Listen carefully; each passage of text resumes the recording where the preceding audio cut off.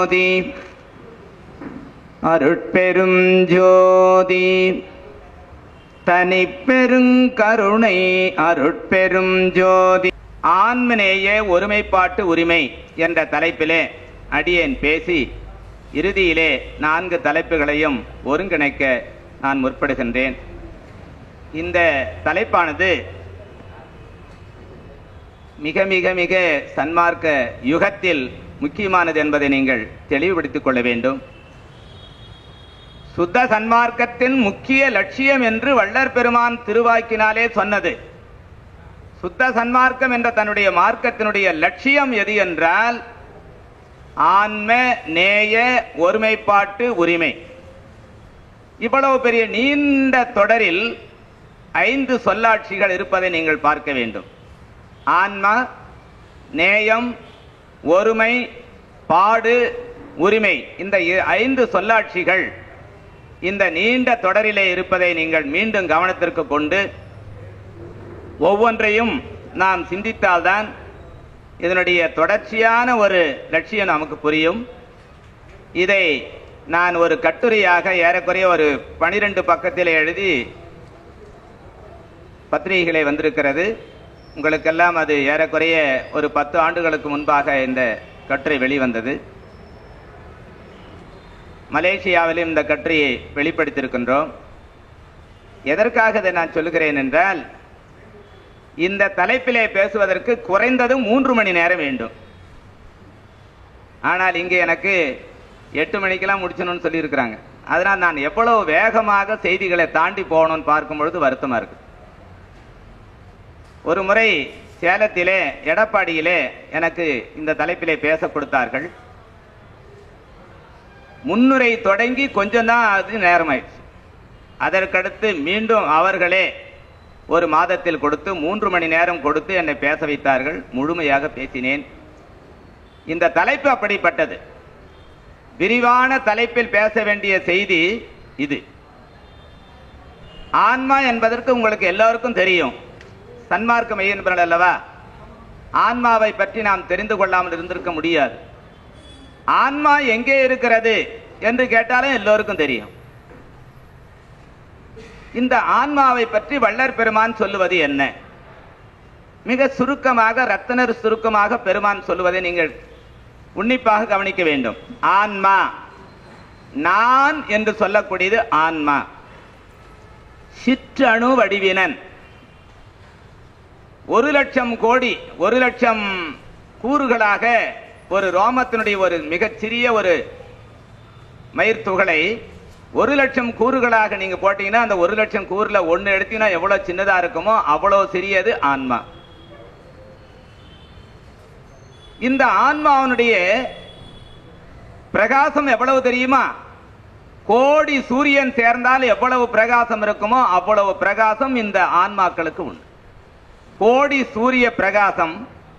அதனுடைய இருப்பிடம் லலாட ஸ்தானம். லலாடம் என்றால் புருவ மத்தி. லலாடம் என்றால் புருவ மத்தி. ஆனால் புருவ மத்தி என்பது இது அல்ல. நன்றாக தெரிந்து கொள்ள வேண்டும். புருவ மத்தியினுடைய வாயில் இது நேராக உள்புறம் சென்று, அதாவது ஹைப்போசலம் என்று சொல்லக்கூடிய நடு மூளை பகுதியினுடைய நடுவிலேதான், அதாவது அதற்கு சொல்லுவார்கள் உச்சந்தலைக்கு கீழே, அண்ணாவுக்கு மேலே, புருவ மத்திக்கு நேர் பின்னாடி. இந்த 3 இடங்களும் சந்திக்கக்கூடிய இடம் எதுவோ அதுதான் அந்த ஹைப்போசலம் என்று சொல்லக்கூடிய மூளையினுடைய நடுப்பகுதி. அங்குதான் நம்முடைய ஆன்மா இருக்கின்ற இடம். வள்ளற் பெருமான் சொல்லுவார், கரணங்கள் மத்தியிலே ஜீவன் இருக்கும். மனம், புத்தி, சித்தம், அகங்காரம் என்று சொல்லக்கூடிய இந்த கரணங்களுக்கு பேரது. அந்த கரணங்களுடைய கூட்டத்தின் நடுவே ஜீவன் இருக்கும். ஆன்மா எங்கு இருக்கும் என்றால் அது இந்த உடம்பில் தனித்து இருக்கும் என்று சொல்லுகிறார்கள். எந்த கூட்டம் அது கிடையாது. இந்த ஆன்மாதான் நம்முடைய இந்த மாபெரும் மனித உடலுடைய தலைவன்.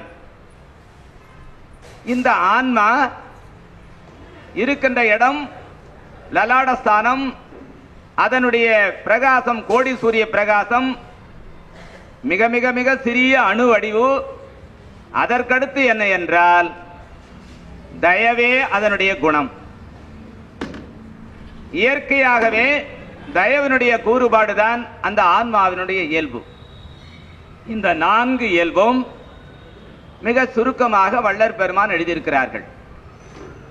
இந்த ஆன்மாவினுடைய இந்த லட்சணத்தை நாம் கொள்ளும் பொழுது உலகத்தில் இருக்கிற அனைத்து ஜீவராசிகளிலும், ஏன் ஒரே ஒரு செல் உடைய ஒரு ஜீவன், நீங்க படிச்சிருப்பீங்க, அமீபா என்ற ஒரு செல், ஒரே ஒரு செல், அதிலே வாழுகின்ற ஆன்மாவும், நாமெல்லாம் ஒரு பார்க்கில் போனா ஒரு டைனோசர் வடிவத்தை இப்பொழுது பொம்மையா செஞ்சு வச்சிருப்பாங்க. அதை சினிமாவிலும் எடுத்து காட்டுறாங்க. மிகப்பெரிய விலங்கு டைனோசர் தெரியும் உங்களுக்கு. ஆனா நம்முடைய காலத்தில் யானை தான் பெருசுன்னு இப்ப சொல்றோம். அந்த டைனோசர் எவ்வளவு பெரிதா இருந்தாலும் அது தாங்கி இருக்கிற ஆன்மா, ஒரே ஒரு செல்லில் இருக்கின்ற அமீபா செல்லில் இருக்கிற ஒரு ஆன்மா எவ்வளவோ அவ்வளவுதான் அந்த டைனோசருக்கும். ஆன்மா மிகச்சிறிய அளவில் இருந்தாலும் அது தாங்கி இருக்கிற உடல் வெவ்வேறு வடிவமா இருந்தாலும் வள்ளற் பெருமான் சொல்லுகிறார்கள், பயிர்ப்புரு கரண பரிசுகள் பற்பல, உயிர் திரள் ஒன்று என்று சொன்னார்கள். இந்த உயிர் திரள் என்றால் உயிர்களிலே வாழுகின்ற ஆன்மாக்கள் எல்லாம் ஒரே விதமானது, ஒரே வடிவமானது, ஒரே பிரகாசமுடையது என்று பொருள். இந்த ஆன்மா கல்லிலே கூட இருப்பதாக எங்களுடைய தந்தையார் சொல்லுவார். வள்ளற் பெருமானும் அதை சொல்லுகிறார்கள். எங்கே சொல்லுகிறார்? மலையாக கல்லாக பிறந்து பிறந்து எப்படி இறக்கிறது? வெட்டுண்டல், பிளவுண்டல், வெட்டுண்டல் கிடையாது, பிளக்கும், தானாவே அந்த பாறைகள்லாம் பிளக்கும். அப்படி அந்த ஆன்மா அப்பொழுது இறந்து போகுது. எங்களுடைய தந்தையார் என்ன சொல்லுவார் என்றால், அவர் கொத்தனார். அந்த காலத்து சிற்பிகள் கூட இதை சொல்லுவார்கள். இவர் கொத்தனார் என்பதனால் சொல்லுவார்கள். அந்த காலத்துல காலம்லாம் போடுறதில்லை, பெரிய பெரிய பாறாங்கல்லுங்களை பேஸுக்காக போடுவாங்க. அப்பொழுது முழு கற்களை கொண்டு போய் போடக்கூடாதுன்னு எங்களை தடுப்பார். ஏன்பான்னு சொல்லுவோம், இந்த கல்லுல உயிர் இருக்குது. இப்ப என்ன செய்யணும்? அதை உளி கொண்டு ஒரு பக்கம் மூளையை உடைச்சிருவார். இப்பொழுது அது இறந்து போச்சு, இப்பொழுது நீங்க அந்த பேஸ்ல அந்த கல்ல போடலாம்னு சொல்லுவோம். அப்ப கற்களுக்கும் உயிர் உண்டு என்று சொன்னவர் வள்ளற் பெருமான். அவருடைய ஜீவகாரணிய கோட்பாட்டில் ஒரு மண்ணாங்கட்டியில அந்த மண்ணாங்கட்டி உடைந்ததற்காக வள்ளற் பெருமான் ஒரு கதையை சொன்னார். ஒரு சாமியார் போயிட்டு இருந்தாரு, இன்னொரு சாமி கூட வராரு. முதல்ல போன சாமியாரு காலில் ஒரு மண்ணாங்கட்டி உடைஞ்சு போச்சு. பின்னாடி வந்த சாமியாரு மயக்கடிச்சு விழுந்துட்டார்.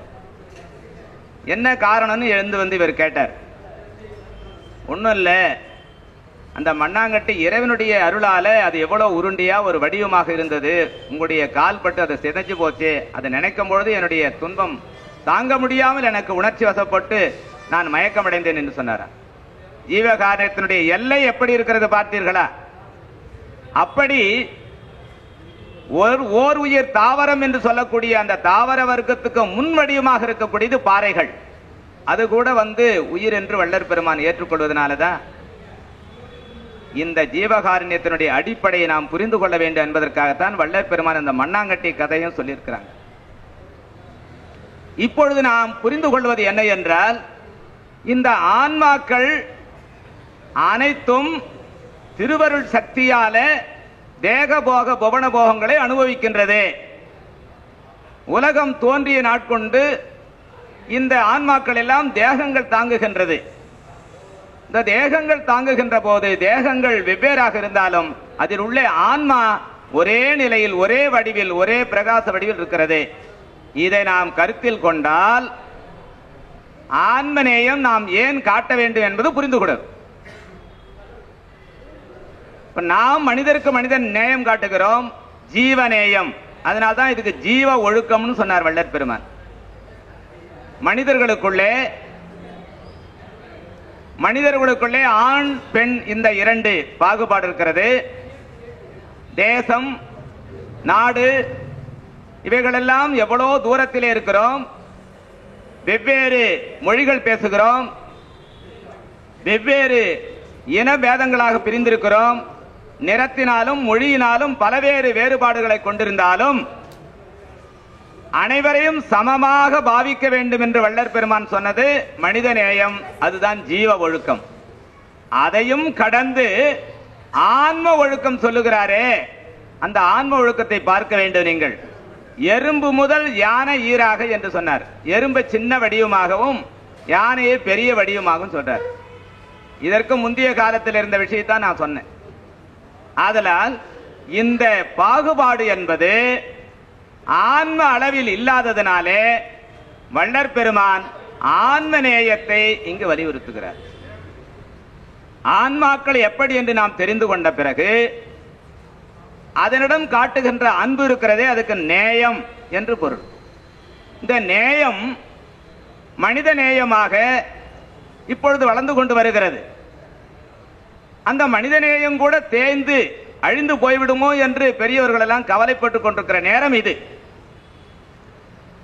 உலகில் வன்முறை எல்லாம் தலை தூக்கி நாடுகள் எல்லாம் மனிதனால் உருவாக்கப்பட்ட விஞ்ஞான கருவிகளாலே பயந்து கொண்டிருக்கிறது, நடுங்கிக் கொண்டிருக்கிறது.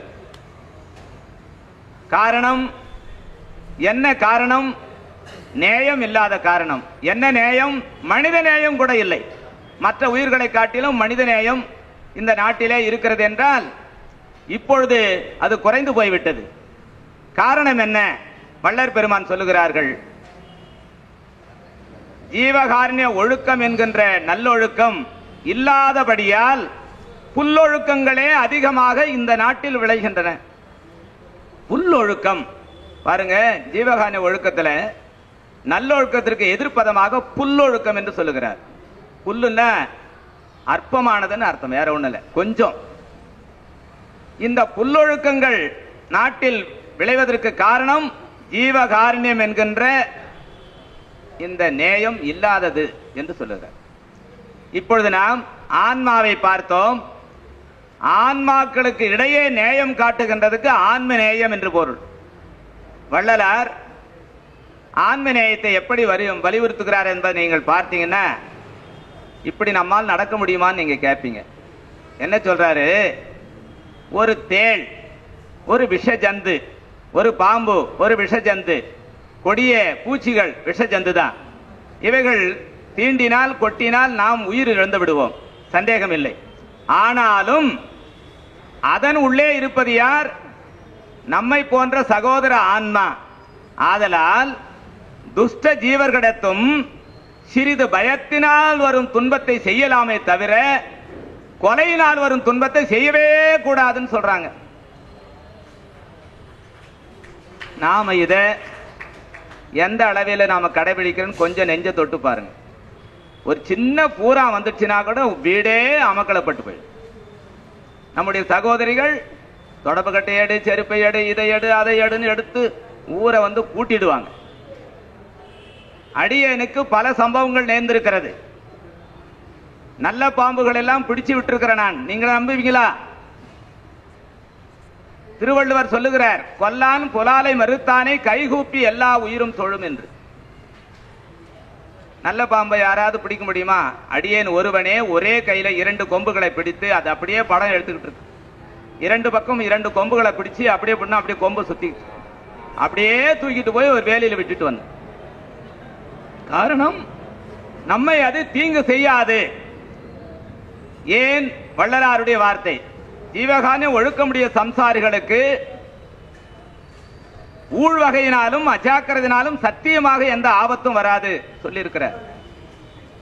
அது மாதிரி துஷ்ட ஜீவர்களிடத்தும் நேயம் காட்டுகின்றவர்களுக்கு அதனால் வரும் துன்பம் கிடையாது.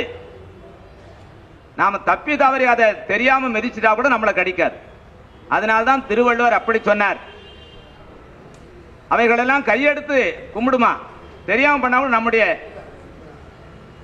நண்பர் தான் இவர் நம்மளை எதுவும் செய்ய மாட்டார் அப்படின்னு அது எதுவுமே செய்யாது. இந்த அளவுக்கு வள்ளற் பெருமான் சொல்லிய ஜீவகாருண்யத்தை நாம் அனுசரிக்க முடியுமா, அந்த நேயத்தை நாம் பின்பற்ற முடியுமா என்று நீங்கள் சந்தேகப்பட வேண்டாம். கடவுளால் படைக்கப்பட்ட உயிர்கள் என்று சொல்லும் பொழுது அந்த உயிர்களுக்கு நமக்கு என்ன உறவு? சகோதர உறவு அல்லவா? எல்லா உயிர்களும் நான் சொல்றேன். இப்ப வள்ளலார் சொல்லுகிறார், சமுத்திரவாசிகள் என்ன செய்யறாங்க? மீன்களையே சாப்பிடுறாங்க. காட்டுவாசிகள் என்ன செய்யறாங்க? மிருகங்களை கொன்று சாப்பிடுகிறார்கள். இப்படி அவர்களெல்லாம் அப்படி செய்கிறார்களே, அவர்களெல்லாம் எப்பொழுது சன்மார்த்து வருவார்கள் என்ற கேள்வி நீங்க கேட்பதை விட உங்களை நீங்களே திருப்பி கேட்டுக்குங்க. நாம் ஜீவகாருண்ய ஒழுக்கத்தில் வள்ளலார் சொல்லியபடி நடக்கிறோமா என்று நீங்கள் முதலிலேயே உங்களை நீங்கள் திரும்பி பார்த்துக் கொள்ள வேண்டும். ஜீவகாருண்யம் என்பது லேசானது அல்ல. ஒருவரை மனம் புண்படும்படியாக நீங்க சொன்னால் கூட அது ஜீவகாருண்ய கொலை என்று வள்ளல் பெருமான் சொல்லுகிறார்கள். என்ன சொல்லுவீங்க? ஒருவருடைய மனம் புண்படும்படியாக நீங்க சொல்லுகின்ற வார்த்தை இருக்கிறதே, அது கொலைக்கு நிகரான என்று சொல்லும் பொழுது ஆன்மநேயம் எப்படி இருக்கு என்று கொஞ்சம் பாருங்க.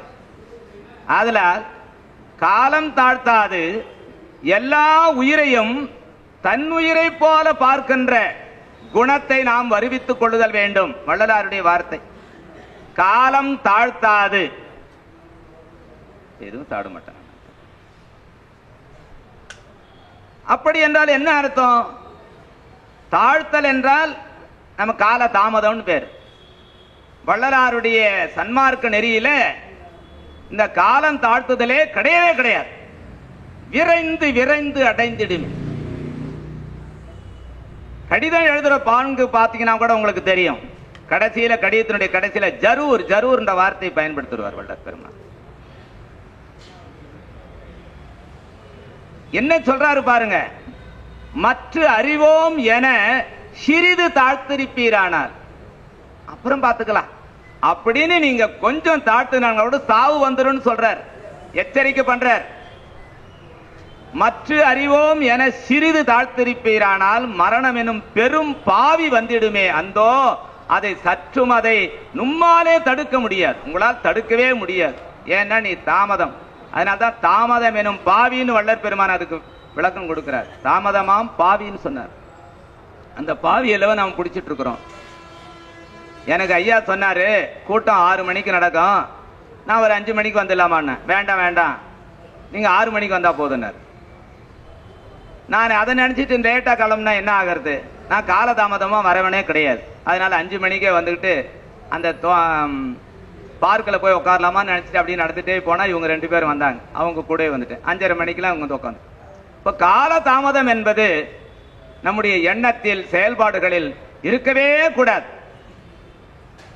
வள்ளல் பெருமானுடைய அந்த காலகட்டத்தில் அன்பர்கள் எல்லாம் பயந்தது காரணம் என்னன்னா, அவ்வளவு நெருப்பா இருப்பாங்களாம் சாமி. அந்த கால தாமதத்தை அனுமதிக்கவே மாட்டாங்களாம். எதுக்காக இதை நான் சொல்றேன்னு சொன்னா, நாம் ஆன்மநேயம் காட்டும் பொழுது அங்கே ஒரு உயிர் பதைக்குதான், நம்ம அவ்வளவு வேகமா எங்க போறது, ஒரு கார் எடுத்துன்னு போலாம்ல அப்படின்னு நினைக்கிறோம். சொகுசு கேக்குது நமக்கு. அப்படியெல்லாம் நமக்கு உடம்பு துடிக்கவில்லையே. உடம்பும் உயிரும் துடிக்கின்றதே வள்ளல் பெருமான் எங்க சொல்றா தெரியுமா? இருக்கின்றவர்கள் ஆகாரம் உண்ணுகிறார்கள் வயிறார, இல்லாதவர்கள் என்ன செய்யறாங்க? அடி வயிற்றில் பசி நெருப்ப வைத்து படுக்க முயற்சி பண்றாங்களா? இந்த கொடுமையை வள்ளலார் நினைக்கிறார். என்ன சொல்றாரு பாட்டுல? உடையார் உண்ணவும் வறியார், ஏழைகள், ஒன்றும் இல்லாதவர்கள், ஒருவித ஆதாரம் இல்லாதவர்கள் அர்த்தம். வறியார் உரு பசி, உருன்னா இலக்கணத்துல பெரியன்னு அர்த்தம். உரு பசி உழந்து வெண் துயரால் நெஞ்சம் வருந்தவும் படுமோ மற்ற இதை நினைத்திடுந்தோறும். என்ன சொல்றார் பாருங்க இந்த இடத்துல. இதை நினைத்திடுந்தோறும், கண்ணால பாக்குறதுல காதால கேட்கறது கூட இல்ல, நினைக்கும் பொழுதே என் உள்ளம் எரிகின்றது, என் உடம்பும் எரிகின்றதுன்னு சொல்ற. இந்த குறையெல்லாம் தவித்தருள் பெருமானே என்று ஆண்டவனிடம் சொல்லுகிறார். இவ்வாறு ஆன்ம நேயத்தை நாம் நினைக்கும் பொழுது நம்மிடம் ஆன்ம நேயம் என்பது இருக்கிறதா என்ற கேள்வி நாம் மீண்டும் மீண்டும் கேள்வி கேட்டுக் கொள்ளுங்கள். காரணம், ஒருவன் குற்றவாளி என்று கையை நீட்டும் பொழுது மீதி விரல்கள் எல்லாம் நம்மை தான் காட்டுது. நம்மை நாமே திருத்திக் கொள்வதற்கு முதலிலே முயற்சி செய்ய வேண்டும். நண்பர்களே, நீங்க அப்படி இருக்கீங்களா என்ன கேட்காதீங்க, வேணும்னா என்ன டெஸ்ட் பண்ணி பாருங்க. காரணம், பழக வேண்டும். பழக பழகத்தான் உங்களுக்கு இந்த ஆன்மநேயம் வலுப்படும். இந்த ஆன்மநேயம் மலராமல் நாம் சன்மார்க்கத்தில் நாம் வெற்றி பெற முடியாது. நிறைய பேர் என்ன கேட்டாங்க, மரணமிலா பெருவாடில் வாழ்ந்திடலாம் கண்டீர், புனைந்துரையேன் பொய் புகழேன் சத்தியம் சொல்கின்றேன் வள்ளற் பெருமான் சொன்னாங்களே, அவர்கள் சொல்லி 150 ஆண்டு காலம் ஆகிறது. யாராவது ஒருவர் வள்ளற் பெருமான மாதிரி ஆனாங்களா அப்படின்னு எங்களை கேட்கிறாங்க. என்ன பதில் நாங்க சொல்றது? நான் உடனே ஒரே வார்த்தை சொல்லுவேன், வள்ளற் பெருமான் இரக்கமே என் உயிர் அப்படின்னு சொன்னாங்களே, அவ்வாறு நீங்க இருக்கிறீங்களா? வேற ஒன்னும் அதிகமா கேட்கறதில்ல. இரக்கம் நீங்கள் என் உயிரும் நீங்கும் சொன்னாங்களே, நீங்க அப்படி இருக்கிறீங்களா? இந்த ஒன்னே ஒண்ணுதான். உயிர் இரக்கம் எப்படி இருக்குதுன்னு பாத்தீங்க, வள்ளலாருடைய நிலைப்பாட நீங்க பாத்தீங்கன்னா, அவருடைய பிள்ளை பெருவிண்ணப்ப பாடல்களை பாத்தீங்கன்னா அவரை நீங்க புரிஞ்சுக்கலாம். நீங்க அனுபவ மாலை படிக்க வேணாம், அருள் விளக்க மாலை படிக்க வேணாம். ஆனால் வள்ளலாருடைய பிள்ளை பெருவிண்ணப்ப பிள்ளை சிறு விண்ணப்பம் பகுதிகளெல்லாம் கொஞ்சம் படிங்க.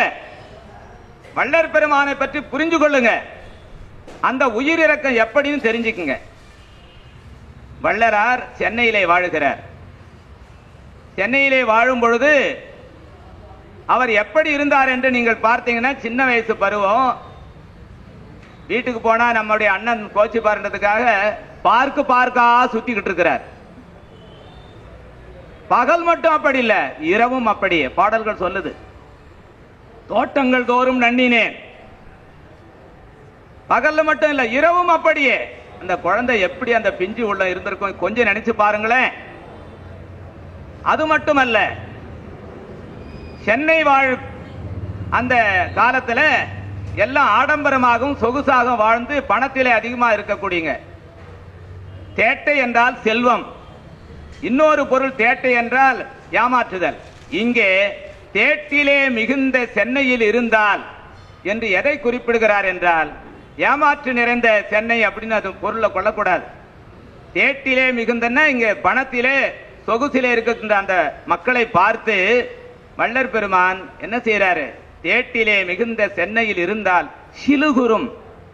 அந்த மக்களை பார்த்து பார்த்து ஆடம்பரமாக வாழ்ந்து மற்றவர்களை கொஞ்சம் கூட சிந்திக்காமல், அந்த ஏழைகளை சிந்திக்காமல் இவர்கள் மேலும் மேலும் ஆடம்பரமாக வாழ்கிறார்களே என்று அந்த காட்சியை பார்த்து பார்த்து வள்ளலாருக்கு என்ன சொல்றார், தன்னுடைய மனசு சிலுகுறும், கவலைப்படும், வருந்தும் என்று சொல்லுகிறார். அதற்காக என்ன செய்தார்? நாட்டிலே சிறிய ஊர்ப்புறங்களிலே நன்னினேன். நாடு என்றால் அப்பொழுது நமக்கு சொல்ல கொள்ள வேண்டியது கிராமம். நாட்டிலே சிறிய ஊர்ப்புறங்களிலே, ஊரு கூட சொல்லல, ஊர்ப்புறம், ஊருக்கு அப்பால் இருக்கிறது ஊர்ப்புறம். அந்த ஊர்ப்புறம் அடுத்த வரிசையா சொல்ற பாருங்க. நகரம், நகரத்திலிருந்து நாட்டுக்கு போறாரு, நாட்டில இந்த ஊரு சின்ன ஊருங்களுக்கு போறாரு, குக்கிராமம் பேரு, சிறிய ஊர். அந்த ஊருக்கு அண்ணாண்டு பக்கமா போறாரு, அந்த ஊர் மக்களையும் பார்க்க விரும்பல. ஊர் புறங்களிலே இன்னும் அண்ணாண்டு பக்கம் போறாரு. ஊர்ப்புறம் அடுத்த காட்டிலே பருக்கை கல்லிலே நடந்து உற்ற இழைப்பை எல்லாம் ஏட்டிலே எழுத முடியும். கொஞ்சம் சிந்திச்சு பாருங்க. வள்ளற் பெருமான் 35 ஆண்டு காலம் சென்னையில வாழ்ந்தார்னு சொல்றீங்களே, அந்த வாழ்ந்த காலம் முழுவதும் நம்முடைய சிந்தனையில் இருந்தார். ரத்த கண்ணீர் வரும். நின் அருள் அடைய நான் படாத பாடெல்லாம் பட்டனன். எவ்வளவு பாடுபட்டிருப்பான். நெஞ்சு நினைக்கும் பொழுதே பேச்சு வரமாட்டங்க. அந்த மாதிரி இரக்கம், இரக்கமே வடிவாக, கருணையே வடிவாக வந்து இந்த உலகத்தில் வாழ்ந்து கொண்டிருந்த அந்த அற்புதமான தெய்வம் என்னென்னலாம் வந்து பாடுபட்டிருக்கோம் கொஞ்சம் நினைச்சு பாருங்க. அதனாலதான் நான் சொல்றேன், ஆன்ம நேயத்திற்காக ஆன்மநேயத்தை நாம் கடைபிடிப்பதற்காக வந்திருக்கின்ற நமக்கு வள்ளற் பெருமான் சொல்லுவது சுத்த சன்மார்க்கத்தின் முக்கிய லட்சியம் ஆன்மநேயம் மட்டுமில்லை, இன்னும் சிலது பின்னாடி வரப்போகுது. அதனாலே இந்த நேயம் என்பதை நாம் பார்க்கும் பொழுது இந்த உலகத்தில் இருக்கின்ற ஆன்மநேயம் இப்பொழுது நம்மிடையே சன்மார்க்கிகளே கூட இல்லை என்றுதான் நான் சொல்ல வேண்டும். காரணம், நாம் புலை மறுத்து சாப்பிடுகிறோம். சரி, எல்லோருக்கும் நமக்கு தெரியும் சைவ உணவுன்னு சொல்றோம். ஆனால் ஒரு சங்கத்தின் பக்கத்திலே எதிரிலே ஒரு மாமிச கடை வைத்திருந்தால் அதற்காக நாம் என்ன செய்கிறோம், என்ன போராட்டம் நடத்துகிறோம், அதை நீக்குவதற்கு என்ன முயற்சி எடுக்கிறோம்? பெருங்கடத்தூர் சபைக்கு எதிர்க்கவே ஒரு ரொம்ப நாள் இருந்தது மாமிச கடை. என்ன உங்களுடைய மனசு அப்படி அதற்காக வந்து துவண்டுதா சொல்லுங்க. ஒரு வள்ளலாருடைய மன்றத்துக்கு எதிர்க்க ஆட்டையும் கோழியும் அறுத்து மாமிசம் விற்கிறான். நீங்க என்ன பண்றீங்க? உங்களுடைய உள்ள எப்படி துடிச்சுது? வள்ளலாருடைய எல்லாம் உள்ள எப்படி இருக்கும் கொஞ்சம் பாருங்க. வன் புலால் உண்ணும் மனிதரை கண்டு ஆற்றாது என்பெல்லாம் கருக இழைத்தனன். ஏன் எலும்பெல்லாம் கருகி போச்சு அந்த மனுஷனை பார்க்கும் போதே சொன்னார், பார்க்கும் பொழுது. அதனால வள்ளற் பெருமான் ஜீவகாரண ஒழுக்கத்தில் ஒன்று எழுதுறார், பசித்தவர்களுக்கு பசியாற்றுகின்ற செயல் மேலானதுதான். ஆனால் அவர்கள் கொலை துன்பத்தை நீக்காதவர்கள் ஆகில் அந்த ஜீவகாரணம் என்கிற பசி ஆற்றுகின்ற செயல் கூட அவங்களுக்கு தகுதி இல்லைன்னு சொல்றார். இதுக்கு மேல என்ன சொல்றோம்? இதுக்கு மேல என்ன சொல்றோம்? அப்ப ஜீவகாருண்யம் என்பது இரண்டு கண்கள், ஒன்று புலை மறுத்தல், ஒன்று கொலை நீக்குதல். நாம அந்த பக்கம் அவன் வெட்டுவான், இப்படி திருப்பின்னு போயிடுவோம். நாம சன்மார்க்கி. ஒரு சம்பவத்தை நான் சொல்லுகிறேன். படப்பையில அப்பொழுது எங்களுடைய சபையில ஒரு 25 குழந்தைகள் இருக்கும். எல்லாருக்கும் வெள்ளையாடை உடுத்து மாதந்தோறும் ஒரு வழிபாடை, ஜீவகான வழிபாடை வல்லக்கோட்டையில் அந்த கோயிலில் போயிட்டு நாங்கள் செய்துட்டு வருவோம். அந்த பஸ் ஏறதுக்காக போய் நிற்கிறோம். நேர் எதிர் திசையில் இருக்கக்கூடிய பஸ் ஸ்டாண்ட்ல ஒருத்தன் 3 கருப்பு ஆடுகளை வச்சுட்டு இருக்கிறான். ஒரு கருப்பு ஆடை வெட்டுவதற்காக ஒரு காலை வந்து கழுத்து மேல, அந்த ஆட்டினுடைய கழுத்து மேல வச்சு அப்படி எடுத்துன்னு போறான் கத்திய. எதிர் திசையில நான் இருக்கிறேன். என்னுடைய குரல் எப்படி வந்து வானலா வந்து எனக்கு தெரியாது, ஒரே கத்து. உடனே அங்கிருந்த மக்கள்லாம் வந்து அவனை தான் பார்த்தாங்க. அவன் உடனே காலை எடுத்துட்டான், ஆட்டை மூணுத்தையும் அவுத்து விட்டுட்டான், ஓடி போச்சு. அதற்கடுத்து இறைவனாண்ட பிரார்த்தனை பண்ணிட்டு, பெருமானே இந்த அநியாயம் நடக்கக்கூடாது அப்படின்னு சொல்லிட்டு நாங்க வல்லக்கோட்டைக்கு போயிட்டு திரும்பி வந்தோம். அங்க இருக்கிற மக்களை கேட்டா, நீங்க இப்படி போனீங்க, அவன் 3மே வெட்டி கறி ஆக்கி வித்துட்டான். உடனே மறுநாள் போலீஸ் ஸ்டேஷனுக்கு போய், ஐயா, மக்கள் பஸ்ஸுக்காக காத்திருக்கின்ற இடத்துல அந்த நிழற்குடை கீழவே இந்த மாதிரி அநியாயம் நடக்குது, நீங்க என்ன செய்றீங்க? நீங்க உடனடியாக நடவடிக்கை எடுக்கணும், நான் மேல் இடத்துக்கு போவேன்னு. மறுநாளே வந்து அவங்கள நீக்கிட்டாங்க, அந்த இடத்த விட்டு காலி பண்ணிட்டாங்க. அவன் என்ன பண்ணா, எதிர்ப்புறத்துல போயிட்டு ஒரு மரத்தடியில எதுவுமே வச்சுக்கிட்டான். என்னுடைய உள்ளம் அன்றையிலிருந்து துடியா துடிச்சுக்கிட்டு இருக்குது. இறைவனாகிய நம்முடைய அருட்பெருஞ்சோதி ஆண்டவரையும் நம்முடைய பெருமானையும் நினைத்து நினைத்து இந்த காரியம் இப்படியே நடந்ததுன்னா என்ன? அவன் திருப்பி இங்க செய்யறது அங்க போய் செய்யறானே, இது நியாயமா? வள்ளற் பெருமானுடைய பாவங்களிலே தலையாய பாவம் எது தெரியுமா? எதை முதல்ல சொல்றார் சொல்லுங்க? நல்லோர் மனத்தை நடுங்க செய்தேனோ. இந்த நடுங்க செய்தல் என்ற செயலை நான் நடுங்கி நடுங்கி இதற்காக விண்ணப்பித்த போது ஒரு வாரத்தில் ஆக்சிடென்ட்ல அவன் செத்துட்டான். யார் இந்த செய்தனோ அவன் அதே மரத்தடியில ஒரு ஆக்சிடென்ட்ல ஒரு வண்டி மோதி இறந்துட்டான். எதுக்காக சொல்றேன்னா, நல்லோர் நினைத்த நலம் பெருக, கருணையில ஆட்சி கடுகி ஒழிக, அருள் நயந்த நன்மார்க்கர் ஆள்க, நன்று நினைத்து எல்லோரும் வாழ்க இசைந்துன்னு சாமி சொல்றார். இந்த நாள் என்னைக்கு வரும்? நாமோ ஒரு சிறுபான்மையாக இருக்கின்ற நாம், நம்முடைய பலம் இந்த நாட்டிற்கோ எந்த நாட்டிற்கோ தெரியல. நாம் வள்ளற் பெருமான் சொன்னது மாதிரி நல்ல வார்த்தை சொல்லுவேன், மிரட்டி சொல்லுவேன், தண்டன் விழுந்து சொல்லுவேன், பொருளை கொடுத்து வசப்படுத்துவேன், அல்லது ஆண்டவரை நினைத்து பிரார்த்தனை செய்வேன். இந்த 5 வழிகளில நான் எந்தவித தந்திரத்திலாவது ஒருவனை நான் நல்ல வழிக்கு வர செய்து விடுவேன், நீங்களும் அவ்வாறு செய்யுங்கள்னு உத்தரவு போட்டாங்களே, அந்த உத்தரவுக்கு நாம் கீழ்ப்படுகிறோமா? ஆதலால் காந்தியடிகள் மாதிரி சுய சோதனை நாம் செய்து கொள்ள வேண்டும் என்று சொல்லுகிறேன்.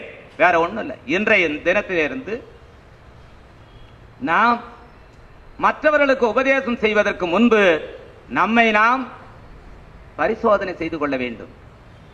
ஜீவகான ஒழுக்கத்திலே இன்னும் மேற்படி செல்ல வேண்டும் என்று நான் அன்போடு கேட்டுக்கொள்கிறேன். ஏனென்றால் ஆன்ம நேயம் என்பது சகல உயிர்களிடத்திலும் நமக்கு பரவணும்னு சொன்னா முதல்ல மனிதர்களுக்கு நாம் காட்டக்கூடிய அந்த நேயம் உண்மையானதாக இருக்க வேண்டும். ஒருத்தர் முகதாட்சணிக்காக செய்யக்கூடாது. தன்னையே அர்ப்பணிக்கக்கூடிய ஒரு காலம் வரும். வள்ளற் பெருமான் நினைத்திருந்தால் எல்லோரையும் ஒரே நேரத்தில் அவரு பக்குவிகளை ஆக்க முடியும். அவருக்கு முடியாதல்ல. என்ன பிரயோஜனம்? அவரவர்களே திருந்தி அவரவர்களே அந்த நிலையை அடைய வேண்டும். ஒருவருக்கு கஷ்டப்பட்டு சம்பாதித்த ஒரு பொருளின் அருமை தெரியணும்னா அந்த பொருளை அப்படி கஷ்டப்பட்டு வாங்கியிருந்தாருன்னா அந்த பொருள் மேல ரொம்ப அக்கறையா இருப்பார். யாராவது ஒருத்தர் வாங்கி கொடுத்திருந்தா அது தொலைஞ்சு போச்சுன்னா கவலைப்பட மாட்டார். ஏன்னா அவர் சம்பாதிக்கல இல்ல.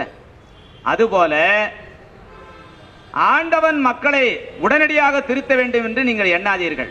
மனிதர்களுக்கு அறிவு கொடுத்திருக்கிறார்.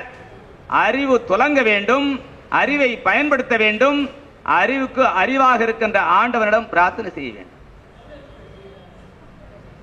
ஆயிற்றா? ஆன்மநேயம் மலர வேண்டும் என்றால் வள்ளற் பெருமான் சொன்னது போல வள்ளற் பெருமானுடைய இயல்புகளில் நமக்கு ஒரு அணுவளவது, ஒரு சிறிய பெரிய மண் அளவாவது நமக்கு வேண்டும்.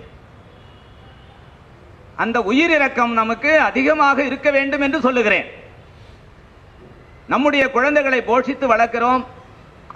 அதாவது ஆங்கில பள்ளிக்கூடத்தில் எடுத்து போய் பணம் கொட்டி கொட்டி எடுத்து போயிட்டு பிள்ளைங்களை சேர்க்கிறோம். இங்கே ஒரு பஞ்சாயத்து சேர்க்கக்கூடிய ஒரு பிள்ளைக்கு நோட்டு பென்சில் இல்லைன்னா நம்ம வாங்கி தரமா? அந்த கருணை நமக்கு இருக்குதா? பக்கத்து பிள்ளையாச்சு, எதிர் வீட்டு பிள்ளையாச்சு, அண்டை வீட்டு பிள்ளையாச்சு, நமக்கு அக்கறை இல்லையே. இதெல்லாம் நம்முடைய தகுதிக்கு ஏற்ப நாம் செய்யலாம். இன்னொன்று ஒன்று சொல்லுகிறேன், வள்ளற் பெருமானுடைய வாக்கினாலே சொல்லுகிறேன். ஆன்மநேய ஒருமைப்பாட்டு உரிமையில இன்னும் 3 சொல்வதற்கு பாக்கி இருக்கிறது. அங்கு வரும்போது அது சொல்லுகிறேன். நாம் சம்பாதிக்கும் சம்பாதனையிலே நான் ஒரு 10,000 ரூபாய் சம்பாதிக்கிறேன்னா 10 ரூபாய் அடுத்த உயிருக்கு அந்த உயிர் நம்மளால கேட்டு வாங்குவதற்கு உரிமை இருக்கிறது. இதை நாம் சிந்திக்க வேண்டும். அதனால்தான் வள்ளற் பெருமான் ரொம்ப நிதானமாக தெளிவாக சொல்லுகிறார். நீங்கள் சம்சாரிகள், நீங்கள் என்ன செய்ய வேண்டும்? உங்களுடைய குடும்ப செலவை கூடியவரை சிக்கனம் செய்து இரு திறத்தார் பசியை ஆற்ற வேண்டும் சொல்றார். இரு திறத்தார் யாரு? நம்முடைய குடும்பம் ஒண்ணு, பசித்து வருகின்ற மற்றவர்கள். ஒரு 3 நாளைக்கு முன்னாடி நடந்த ஒரு சம்பவத்தை சொல்றேன். என்னுடைய சங்கத்து பையன் வக்கீலுக்கு படிக்கிறாரு, 5ஆம் வருஷம் போயிட்டாரு. காலையிலேயே எனக்கு சாதம் செஞ்சு வச்சாரு, குழம்பு கொஞ்சம் செஞ்சு வச்சாரு, அதோட போயிட்டார். சுட சுட அப்பதான் இறக்கி வச்சிருக்காரு. நான் கரிசலாங்கண்ணி சாப்பிட்டுட்டு 11 மணிக்கு சாப்பிடுவேன் அப்படின்னு சொல்லி நல்லா குடிச்சு விட்டு, சார் யாருங்க, எனக்கு பசிக்குது, சாப்பாடு வேணும், தள்ளாடிக்கிட்டு வர, கொஞ்சம் நில்லு தம்பி அப்படின்னு. எனக்கு சோறு வேணும். கிட்ட போன, என்ன குடிச்சிட்டு இருக்கிறியா? ஆமா. சோறு கேட்க வர, உனக்கு குடிக்கிறது மட்டும் காசு எங்கே வந்தது? அது ரோட்ல கடந்தது, எடுத்து குடிச்சேன். அப்படியா? ரோட்ல கடந்தன்னு பொய் வேற சொல்றியா? பஞ்சமா பாதகம் பாத்தீங்களா? பஞ்சமா பாதகம் எது எது சொல்லுங்க? கள், காமம், பொய், களவு, சூது. இந்த 5 ஒன்ன தொட்டாலும் இன்னொன்னு கூட பிடிச்சிக்குமா. இவன் குடிச்சிட்டான், இவனுக்கு என்ன வருது பாத்தீங்களா, உடனே பொய் வருது. அப்புறம் நான் சொன்னேன், உனக்கு சோறு போட முடியாது, நீ வெளியே போலான்னு. கொஞ்ச நேரத்தில் மனம் இடிக்குது. கொலை செய்யற பாதகர்களுக்கும் சோறு போட சொன்னாரு ஐயா. சரி இவனுக்கு சோறை போட்டுருவோம் அப்படின்னு உட்கார வச்சு சாப்பாடு போட்டோம். 3/4 பாகம் சாதியம் சாப்பிட்டான். கொஞ்சோண்டு தான் இருக்குது, இவ்வளவுதான் இருக்குது, இன்னும் கொஞ்சம் போடுங்க. நல்லா குடிச்சிட்டு இருக்கிறான்ல, சாதம் போட்டு சாப்பிட்டுக்கிட்டே இருக்கிறான். அப்புறம் அந்த பையன் வந்தான். ஐயா உங்களுக்கு தான் கொஞ்சோண்டு வச்சிருக்கிறேன், நீங்க என்ன பண்ணீங்க மதியானத்துக்கு? எப்பா தம்பி உனக்கு போதுமா இன்னும் வேணுமா? அப்ப நீங்க சாப்பிடணுமா? அப்படின்னா போதும் போதும். அவனுக்கு அப்போ கூட கொஞ்சம் இரக்கம் வருது. ஓ நீங்க சாப்பிடலையா, சரி சரி எனக்கு இது வரைக்கும் போதும். அப்புறம் போனவன் போயிட வேண்டியதானே. என் பக்கத்துல வந்து உட்காந்துக்கிட்டு ஒரே நாத்தம் வேற குடிச்சு விட்டு அவன் பையில இருக்கிறது பூரா அது கீழே கொட்டி கலாட்டா பண்ண ஆரம்பிச்சிட்டான். அவனை முள்ள வெளியேற்றத்துக்கே படாத பாடாயிடுச்சு. அப்போ கொஞ்சம் உணர்ச்சி வசப்படக்கூடியவங்களா இருந்தா நாம் என்ன செய்திருப்போம், என்ன செஞ்சிருப்போம்? அடிச்சு விரட்டி அனுப்பிச்சிருப்போம். அப்ப நாம் சகிப்பு தன்மை நமக்கு இல்லை. வள்ளலாருடைய வாழ்க்கையில ஒரு சம்பவம் நடக்குது. வள்ளலார் திருக்குறள் பாடம் நடத்துறார். பாடம் நடத்தும் போது ஆசிரியர்களுக்கு எப்போ கோபம் வரும்? ஒன்று ஆசிரியர் சொன்னது கேட்காம இருக்கிறது, ஆசிரியர் பாடம் நடத்தும் போது வேற ஒன்று பார்த்துட்டு இருக்கிறது, பாடம் கேட்டா அதுக்கு பதில் சொல்லாம இருக்கிறது. இத மாதிரி நேரங்களில் கோபம் வரும். அப்ப ஆசிரியர் தொழில் அவ்வளவு கஷ்டமானது. வள்ளல் பெருமான் திருக்குறள் வகுப்பு தான் நடத்துறார். இப்ப இவருக்கு என்ன பண்ணுது, பையன் ஏதோ சிலுமிஷம் பண்றதுக்கா கோபம் வருது, அடிக்கிறார். யாரு? வள்ளல் பெருமான். பாட்டு வருது, சிறுவர் பயிலுங்கால் பயிற்றும் தொழிலிலே வந்த கோபத்தில் சகிப்பிலாமையினால் அடித்தனன். சகிப்பு தன்மை எனக்கு இல்ல, அடிச்சிட்டேன். இன்னொரு பாட்டு உடனே வருது. இது பிள்ளைகளுக்கு நடந்தது. அடுத்தது சம்பவம் என்னன்னா, சில்லுயிர்பால். சில்லுயிர்னா என்ன நினைக்கிறீங்க? சின்ன உயிர்ன்றாரு. எந்த உயிரா இருக்கும்? பூனை, நாய், இது மாதிரி நம்ம வளர்க்கிற பிராணியா கூட இருக்கலாம். அந்த உயிர்கள் செய்கின்ற குறும்பு தாங்க முடியாத இது அடிச்சேன்னு சொல்றார். அதுக்கு அடுத்து இந்த அடிச்சிட்டு நான் பட்ட பாடு உனக்கு தான் தெரியும் சொல்றாரு. அது அடித்தன்ற வார்த்தை ஒண்ணு சொல்றாரு, அடுத்து ரெண்டாவது சொல்லும் பொடித்தனன்றாரு. அப்படி அப்படி தொட்டிருப்பாரு பொழுது. அது கூட அவரால் தாங்கல வேதனை. சிறிதே பொடித்து. அடித்துன்றத கொஞ்சம் வேகமா, பொடித்துன்னா ரொம்ப லேசா அப்படி தட்டுறது. இப்படி அந்த மெல்லிய உள்ளம் தீமை கண்டு கூட வந்து தண்டிப்பதற்கு பயந்து நடுங்கிய உள்ளம் அல்லவா நம்முடைய பெருமானுடைய உள்ளம். அதைகள்லாம் பார்க்கும் பொழுது நம்முடைய கல் மனதை நாம எண்ணிக்கை கரைய வைக்கிறது. பாடுறார் நிறைய பாடல்களை. அந்த பாடல்கள்லாம் நாம படிக்கிறோம். நெஞ்சம் கருகி கண்ணீர் தானாக வர வேண்டும். அப்படி வரலன்னு சொன்னா நம்ம மனசு, நம்முடைய உடம்பு கருங்கல்லா இருக்குதுன்னு தான் அர்த்தம். எதுக்காக வள்ளல் பெருமான் தோத்திரம் பண்ண சொல்றாங்கன்னு சொன்னா, நம்முடைய ஆன்மா நெகிழ்ச்சி அடைய வேண்டும், மனம் உருக வேண்டும், கரைய வேண்டும் என்பதற்காக தான் இதை பண்ண சொல்றாங்க. இப்ப நம்ம கேட்டுக்கிட்டு இருக்கிறோம். இதே வேகத்துல போய் நீங்க பிள்ளை திருவிண்ணப்பத்தை, பிள்ளை பெருவிண்ணத்தை நாளைக்கு படிக்கிறீங்க. அடியனுடைய அன்பான வேண்டுகோள், புத்தகம் இருக்கிறவங்க போய் படிங்க. அவங்களுடைய வாழ்க்கையில அவங்க பட்ட துன்பம் ஒன்னா ரெண்டா? பயந்தனன், துடித்தேன், நடுங்கினேன், அந்த வார்த்தையெல்லாம் பார்க்கும்போது அந்த சின்ன குழந்தை, அந்த சின்ன உள்ளம் எப்படிலாம் வந்து வருந்திருக்கும் பாருங்க. இந்த ஆன்ம நேயத்தை வள்ளற் பெருமான் வற்புறுத்தும் பொழுது சகல உயிர்களுக்கும் ஒரே விதமாக பார்க்கிறார். அதுதான் நான் சொல்ல வரேன். மனிதர்கள், ஆடுகள், மாடுகள், விலங்குகள், பூர்வன பூச்சிவைகள் என்று காணாமல் எல்லா உயிர்களையும் ஆன்மா, எல்லா உயிருக்குள்ளும் கடவுள், இதுதான் அவர் பார்க்கிறார். அந்த மென்மையான அந்த ஆன்மா, வள்ளலாருடைய ஆன்மா எதை பார்க்குதுன்னா, அந்த மேல இருக்கிற அந்த உடம்பை விட்டுடுது, அது உள்ள இருக்கிற ஆன்மாவை பார்க்குது, அந்த ஆன்மாவுக்குள்ள இருக்கிற கடவுளை பார்க்குது, கடவுளுக்குள்ள இருக்கிற அருளை பார்க்குது. இப்படி நாம் காண ஆரம்பித்தால் நமக்குள்ள இருக்கிற அகங்கார உணர்வு, அந்த தடிப்பான உணர்வு எல்லாம் கொஞ்சம் நீங்கி கருணை பிறக்கும் என்று நினைக்கின்றேன். அடுத்ததாக ஆன்ம நேயாட்சி, அடுத்து ஒருமை என்ற சொல்ல சொல்றார். இது எல்லாம் கலந்து கலந்து வரும். இப்ப தனியாக நான் எதற்காக சொல்றேன்னா, ஒருமை என்றால் என்ன? ஆசிரியர் தமிழ் பாடம் நடத்துவாரு.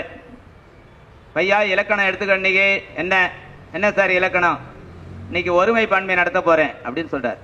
ஒருமை என்றால் ஒன்று, பன்மை என்றால் இரண்டு, இரண்டுக்கு மேற்பட்டதெல்லாம் பன்மை அப்படின்னு வாத்தியார் சொல்லிடுறார். ஓகே, பையன் பாடத்துக்கு கேள்வி கேட்டா பதில் சொல்றாரு, கேள்வி கேட்டா பதில் எழுதிடுறான், மார்க் போட்டுறாரு, சரியா போச்சு. ஆனால் வள்ளலார் சொல்லக்கூடிய ஒருமை அதுவா?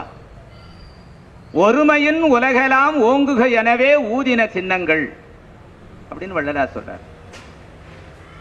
9 வயது குழந்தையாக இருக்கும் பொழுது எப்படி ஆண்டவனிடம் வேண்டுகிறது? ஒருமையுடன் நினது திருமலரடி நினைக்கின்ற உத்தமர்தம் உறவு வேண்டும். அப்போ ஒருமை என்ற சொல்லை பயன்படுத்துகிறார். இதே ஒருமையை எப்பொழுது 1873 பேருபதேச பகுதியை சொல்லும் பொழுது, உங்களுக்கு தயவு வர வேண்டுமானால் ஒருமை வர வேண்டும் என்று சொல்லுகிறார். ஒருமை இருந்தால்தான் தயவு வரும் என்று அழுத்தமாக சொல்லுகிறார். இப்போ ஒருமை என்றால் என்ன? நம்முடைய மக்கள் இன்று வரை என்ன நினைத்துக் கொண்டிருக்கிறார்கள் என்றால், வள்ளலார் பழைய மார்க்கங்களிலே சொன்னதை தான் கொஞ்சம் சொல்லியிருக்கிறாரு, பக்தியை சொல்லியிருக்கிறாரு, யோகத்தை சொல்லியிருக்கிறாரு, ஞானத்தை சொல்லியிருக்கிறாரு, கர்மத்தை சொல்லியிருக்கிறாரு நினைக்கிறோம். டோட்டலி சேஞ்ச், முழுதுமாக தான் மாற்றி இருக்கிறார் வள்ளலார். என்ன மாற்றி இருக்கிறாரு? தியான முறைகளை வள்ளற் பெருமான் சொல்லும் பொழுது, யோக முறைகளை சொல்லும் பொழுது, தியானம் யோகம் முதலான சாதனங்கள் வேண்டாம். ஏன்? என்ன காரணம்? என்ன காரணம்? ஒரு சம்பவத்தை நான் சுட்டிக்காட்ட விரும்புகிறேன், அப்பதான் உங்களுக்கு புரியும். ஒரு இடத்துக்கு போனோம், அவர் யாருன்னு நான் சொல்ல விரும்பல. சரியாக மணி 12 மணி அளவு பசி நேரம் போயிருக்கிறோம், 5 பேர் போயிருக்கிறோம். அங்கே தர்மசாலை அடுப்புல சாதம் இறக்கி எல்லாம் ரெடியா இருக்குது.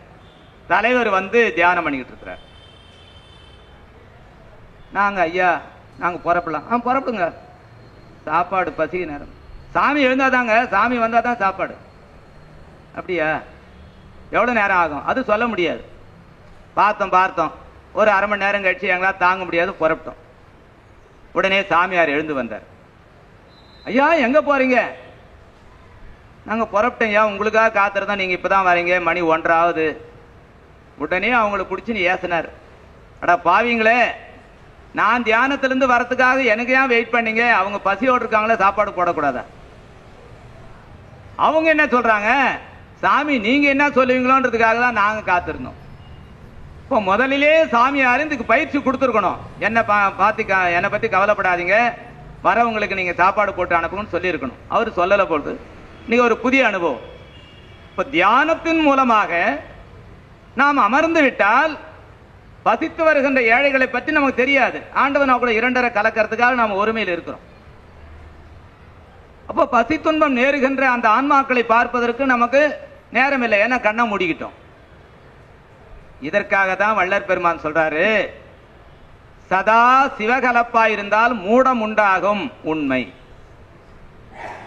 இந்த தியானம் என்பது என்ன என்று வள்ளற் பெருமான் சொல்லும் பொழுது, மன உருக்கத்தை ஏற்படுத்துக்கு மட்டும்தான் தியானம். ஆன்ம நெகிழ்ச்சியை உண்டாக்குவதற்கு தோத்திரம் செய்ய வேண்டும் என்று பேருபதேச பகுதியில் தான் 2.5 இறைவனை கலப்பதற்கு ஒரு 2 மாசத்துக்கு முன்னாடி தான் இந்த பேருபதேசம் நடக்குது. ஐப்பசி மாசம் பேருபதேசம், கார்த்திகை மாசம் தீபத்தை வெளியே வைக்கிறாரு, மார்கழி மாதம் 1 மாதம் தான் இருக்கிறது, அடுத்து தை மாசத்துல உள்ள போயிடுறாரு. இப்போ கார்த்திகை மார்கழி மாசத்துக்கு முன்னாடி பேருபதேசம் ஐப்பசி மாசம் நடக்குது. இந்த 2 மாதத்துல வள்ளற் பெருமான் என்ன சொல்றாரு? ஆண்டவனை தோத்திரம் செய்தால் அதன் வழியாக இந்த யோகிகள் பெறக்கூடிய அந்த சுத்த உஷ்ணமாகிய அதி உஷ்ணத்தை கோடி கோடி மடங்கு பெற்றுக் கொள்ளலாம் சொல்றார்.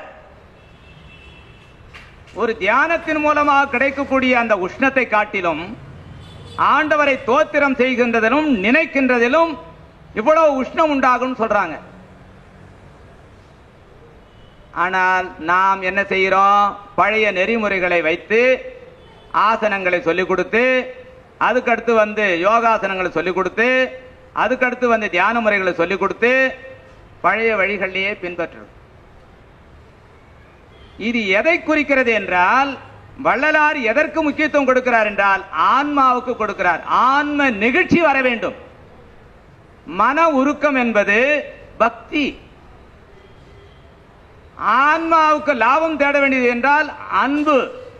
இந்த அன்பு பிறக்கின்ற இடம் எங்கு என்றால் ஆன்ம நெகிழ்ச்சி. அந்த ஆன்ம நெகிழ்ச்சிக்காகத்தான் வள்ளற் பெருமான் என்ன செய்ய சொல்றார் நம்மள?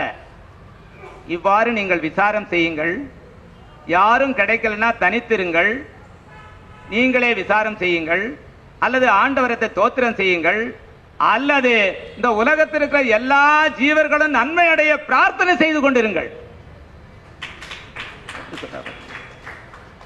மேட்டுக்குப்பத்தில் வள்ளற் பெருமான் 12 மணிக்கு தூங்காம அழுதுகிட்டு இருக்கிறார். இறைவன் ஒரு குரு வடிவம் எடுத்து வள்ளற் பெருமானை ஆட்கொள்ள போறார். மேட்டுக்குப்பத்தில் நடந்தது. வள்ளற் பெருமான் அழுதுகிட்டு இருக்கிறார். அந்த நேரத்தில் ராத்திரி 12 மணி நேரத்தில் 12 மணிக்கெல்லாம் நம்மளை தூங்க வைக்கிறார். தூங்குங்க அப்படின்னு சொல்றாரு. 12 மணிக்கெல்லாம் நீங்க படுக்கைக்கு போங்கன்றார். ஆனா வள்ளற் பெருமான் தூங்கல. உலகத்தில் இருக்கிற எல்லா உயிர்களும் நினைச்சு பார்க்கிறார். கரை கடந்து அவருடைய கண்களில் நீர் பெருகி அந்த ஆடை பூரா நினைஞ்சு போகுது. அது மட்டுமா ஒரு சம்பவம்? வள்ளற் பெருமான் நம்முடைய கல்பட்டு ஐயா ஆட்கொண்டு அவங்க 2 பேரும் வண்டியில் வராங்க. வரும்பொழுது வள்ளற் பெருமான் அவருடைய மடியில தலையை வச்சு படுக்கிறார். யாருடைய மடியில? கல்பட்டு ஐயா மடியில தலையை வச்சு படுத்துட்டு வர்றார். கொஞ்ச நேரம் போது ஜில்லுனுச்சு. கல்பட்டு ஐயா என்ன நமக்கு ஜில்லுனுக்குது, எங்க தண்ணி வந்து பார்த்தா இவருடைய கண்ணீர் அவருடைய உடம்பை நினைக்குது. என்ன நடக்குது? பயிர்கள் பூரா வாடி போய் அப்படியே எல்லாம் காஞ்சி போய் கிடக்குது. இதை பார்த்துக்கிட்டு வராரு. அவருடைய அந்த அன்பு, அந்த நெகிழ்ச்சி அதிகமாகி கண்ணீர் மாலை மேலே வந்து அப்போ வந்து சாமி அடியேன் ஏதாவது தவறு செய்துட்டுனா அப்படின்னு இவரு கேட்கிறார்.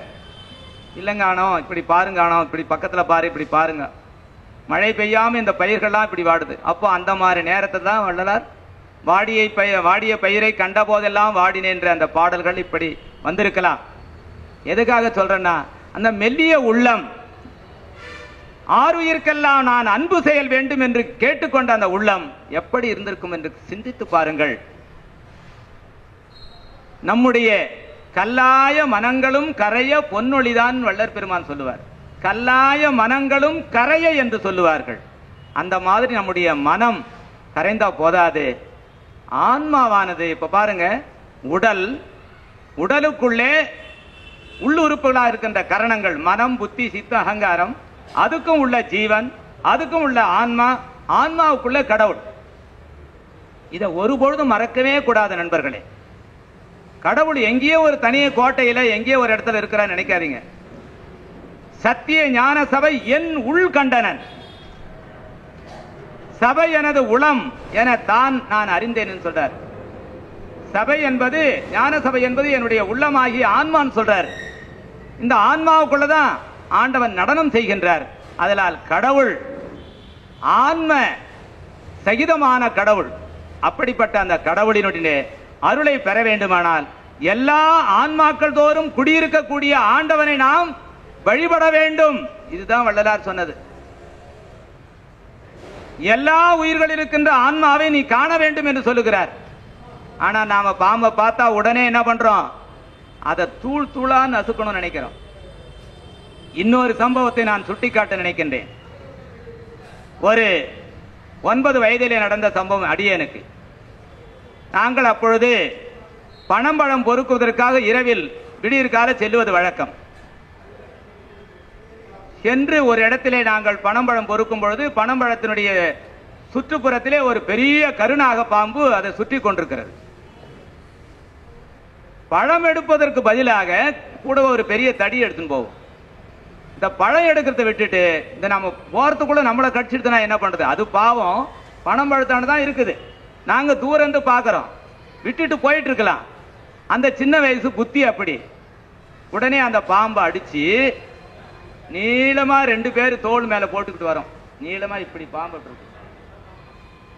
ஊருள்ள ஜனங்கள்லாம் வேடிக்கை பார்க்குது. என்னடா பாவீங்க, என்னடா இப்படி பண்றீங்க? இல்ல, இது நாங்க பணம் பொறுக்க போகும்போது இது பார்த்தோம். சரி, நீ கீழே போட்டான். இந்த பாம்பு தலையில உயிர் இருக்கும், இந்த தலையை நல்லா நசுக்குங்கடா, இது சீக்கிரம் உயிர் வந்துருண்டா அப்படின்னு சொல்றாங்க. இது அடிச்சிட்டீங்க, ஆனா இது உயிர் வந்து தலையில் இருக்குன்றாங்க. அதுக்கடுத்து மற்றவங்களாம் என்ன பண்ணா, தலையை நசக்கனா. பள்ளிக்கூடத்து நேரம் ஆயிடுச்சு, எடுத்து போயிட்டு ஒரு குட்டை ஓரமா போட்டுட்டு நாங்க ஸ்கூலுக்கு போயிட்டோம். சத்தியமா நடந்த உண்மைங்க, பெருமான் சாட்சியா சொல்றேன். நாங்க பள்ளிக்கூடத்திலிருந்து மாலை 5 மணிக்கு வரோம். அந்த பாம்பு அந்த தலையை தூக்கிக்கிட்டு ஒரு வலையை நோக்கி போகுதுங்க. நம்புவீங்களா நீங்க? அது எப்படி அந்த சஞ்சீவி, எப்படி அந்த உயிர் வந்தது எங்களுக்கு தெரியும். தலையை தூக்கிக்கிட்டு ஒரு வலையை நோக்கி போதுங்க. கண்ணுக்குன்னு ஒண்ணுமே இருக்க, தலையை பஞ்சா நறுக்கியாச்சு. எப்படி அதுக்கு வந்தது? ஆச்சரியமா இருக்கு. எல்லாம் சிறிய வயசுல நடந்த சம்பவம். எதற்காக நான் சொல்றேன்னா, உயிர்கள் மீது காட்டக்கூடிய கருணை ஒன்றுதான் நமக்கு சாதனம். என்ன சொல்றாரு? கருணையும் சிவமே பொருள் என காணும் காட்சியும் பெருக மற்றெல்லாம் மருள் நெறி. இது 2 தான் நமக்கு. பெரியவங்க என்ன சொன்னாங்க? அன்பே சிவம். நாங்க வள்ளற் பெருமான் என்ன சொன்னாங்க? வள்ளற் கொஞ்சம் சிந்தனை பண்ணுங்க. அன்பே சிவம் என்பது சமய மார்க்கத்தினுடைய வழிபாடு. இங்கே கருணையும் சிவமேன்னு சொன்னார். இப்ப கருணை வேறு, சிவம் வேறு இல்ல. பெருங்கருணை வடிவினோடு எம் பெருமான் வருகின்ற தருணம் இது. ஞானசரியை சொல்றார், பெருங்கருணை வடிவத்தோடு வரப்போறார். அவ சிவம் என்றால் அன்பு. இந்த சிவமாகிய அன்பும் யாரிடத்துல? ஆண்டவரிடத்துல. கருணை யாரிடத்துல? ஜீவர்களிடத்துல. இப்படி ஒரு பாகம் சொல்லாமையே இருந்தது. அன்பே சிவம்னு கடவுளை மட்டும் சொல்லிட்டாங்க. ஆனா வள்ளற் பெருமான் ஒருவர் தான் ஜீவர்களுக்குமா சேர்த்து கருணையும் சிவம் சொன்னார்.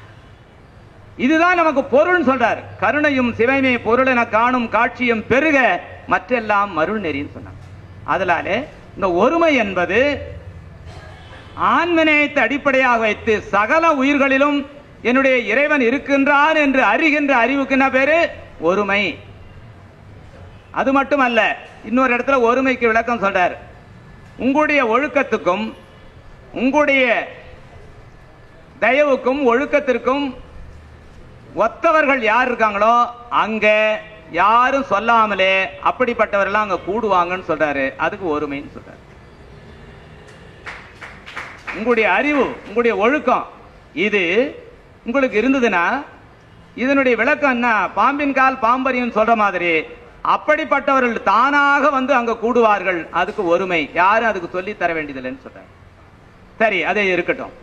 இப்போ ஒருமை என்பது எல்லா உயிரையும் தன்னுயிரை போல பார்க்கின்ற குணம். அது சாதனம் சொல்றார். வேறு சாதனம் ஒன்று வேண்டாம். காலம் தாழ்த்தாது எல்லா உயிரையும் தன்னுயிரை போல பார்க்கின்ற குணத்தை எவன் வருவித்துக் கொள்ளுகிறானோ அவனே ஆண்டவனும் ஆவான். யார் சொன்ன? அவனே இறந்தவரை எழுப்புகின்றவன். எப்படி அழுத்தம் திருத்தமா சொல்றாங்க பாத்தீங்களா? ஆதலாலே இந்த ஒருமை என்பது தயவுக்கு சாதனமாக வருவதனால இந்த ஒருமையை உங்களுக்கு வர வேண்டும் என்று சொல்லுகிறார். இந்த ஒருமைக்கு இன்னொன்று சொல்லுகிறார், அது பின்னாடி வருது. இது இருக்கட்டும். அடுத்து ஆன்மா, நேயம், ஒருமை. அடுத்து வந்து பாட்டுன்னு நீங்க பாட்டுன்னு நினைச்சுக்கிறீங்க. அது நீண்டமான சொல்ல வந்து சந்தி பிரிக்காம இருக்கனால பாடு என்பது பாட்டு என்று விரிவாகிறது. வேற ஒண்ணு பாடுன்னு தான் போறோம். பாடுனா என்ன அர்த்தம்? கஷ்டம்னு அர்த்தம். நின் அருள் அடைய நான் படாத பாடெல்லாம் பட்டன. பாடு என்பது இங்க துக்கம், கஷ்டம். இறைவனுடைய அருளை பெற வேண்டுமானால் பலவிதமான இன்னல்களுக்கு ஆட்பட்ட ஒரு உயிரை கடவுள் சீக்கிரம் வந்து பார்ப்பானா. உதாரணம், நம்ம போயிட்டு இருக்கிறோம். போகும்போது ஒரு பித்தளையா லேசான ஒரு பளபளப்பான ஒரு பொருள் நம்ம கண்ணுக்கு புலப்படுது. அதை எடுக்கிறோம். இது லேசா இருக்குது, இது ஒன்றும் தங்கமா இருக்காது, போய்கிட்டே இருக்கு. கொஞ்ச தூரம் போனோடனே அதே மாதிரி இன்னொரு பொருள் பளபளப்பாக கிடைக்குது. திரியும் எடுத்து பார்க்கிறோம், கொஞ்சம் வெயிட்டா இருக்குது. ஓ, இது உண்மையில அசலா தங்கமா இருக்குமோ? சரி, எப்படி பார்க்கலாம்? ஒரு கல்லு மேல போட்டு தேய்க்கிறான். தேய்ச்சா அப்பவும் அந்த பளபளன்னுக்குது. ஓ, இது தங்கமா தான் இருக்கும். அப்போ உண்மையான ஒரிஜினாலிட்டி இருக்கக்கூடிய அந்த தங்கத்தை மட்டும் நம்ம உரசி பார்க்கிறோம். இப்ப என்ன அர்த்தம்? ஆண்டவன் அடியார்களை சோதிப்பது சத்தியம். அவனை புனிதமாக்கவும் அவனுடைய ஸ்திரத்தை அவர் டெஸ்ட் பண்றதுக்கும் ஒரு வழி எது? சோதனை. ஆனால் மரணம் தான் சோதனை. நீங்க சோதனைன்னா கடவுள் என்ன சோதிக்கிறான்னு சொல்லாதீங்கன்னு சொல்றார். மரணம் தான் சோதனை, மற்ற துன்பங்கள்ல சோதனையே இல்லைன்னு சொல்றார் வள்ளலார். அதனாலே இந்த பாடு என்பதை வள்ளல் பெருமான் எப்படி பட்டார்ன்றதை உங்களுக்கு ஒரு 2 வரியில உங்களுக்கு சொன்னேன். அவருடைய இளமை காலத்து நடந்தது. இந்த பாடு நம்முடைய சுயநலத்துக்காக நிறைய பட்டிருக்கிறோம். அதுல சந்தேகம் மேல இங்க இருக்கிற அத்தனை பேரும் பட்டிருக்கிறீங்க. ஆனா ஏன் நமக்கு ஆண்டவனுடைய அருள் கிடைக்கல? இது நம்ம சுயநலத்துக்காக பட்டது. மற்ற பொது நலத்துக்காக நாம் பட்டு இருந்தா இன்னாரும் நம்ம அருளை வாங்கிட்டு இருக்கலாம். இது உண்மைதானே? உண்மைன்னு சொல்லவே மாட்டீங்க நீங்க. இது உண்மை. இதுக்கு என்ன சொல்றார் பேருபதேசத்துல? இது எல்லாத்துக்கும் அடிப்படையாக பொது உரிமை உங்களுக்கு இருக்க வேண்டும். இந்த பொது உரிமை என்ற சொல்ல கூட பின்னாடி வந்தவர்கள் அந்த அருட்பெருஞ்சோதி பேருபதேசத்திலிருந்து எடுத்துட்டாங்க. பொது உரிமை அவசியம் கூட இருக்க வேண்டும் என்று நம்முடைய கொண்டித்தோப்புல போட்டாங்களா 6ஆம் திருமுறையில அந்த வசன பாகத்துல கரெக்டா இருக்குது. அப்ப சோப்ப மகாதேவன் இந்த புத்தகத்தை எல்லாருக்கும் வாங்கி கொடுத்தாரு.